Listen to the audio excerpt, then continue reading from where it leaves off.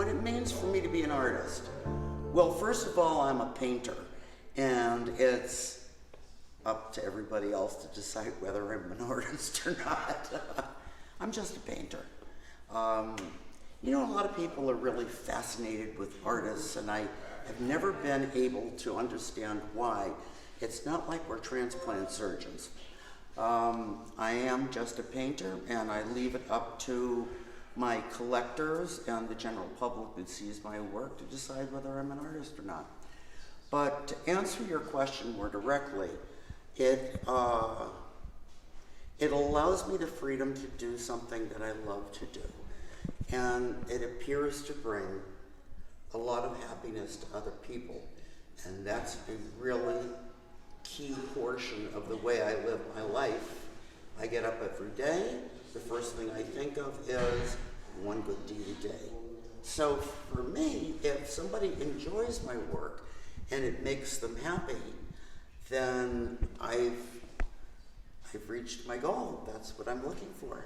I started painting when I was 8, and my father demanded that all 8 children choose something creative over and above what they planned on doing, you know, postgraduate out of university and so on and so forth. So at 8 years old, he gave me a highly toxic set of oil paints.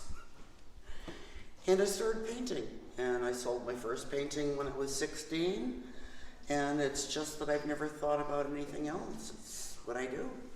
If I had $1 for every time somebody asked me how long did that painting take, you and I would be living on a private island someplace.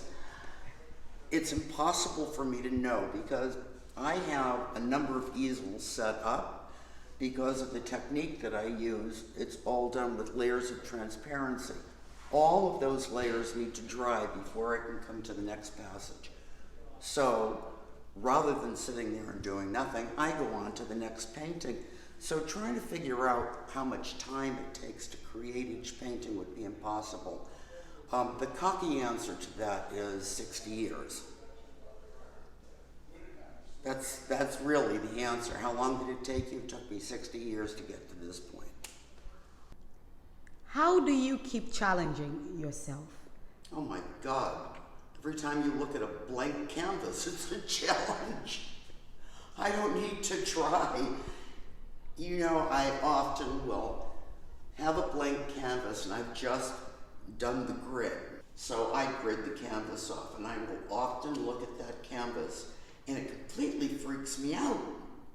So the cure for that is I'll go into the gallery and grab a painting that I think is particularly successful, put it in my studio, and remind myself, you painted that, get over it and get to work.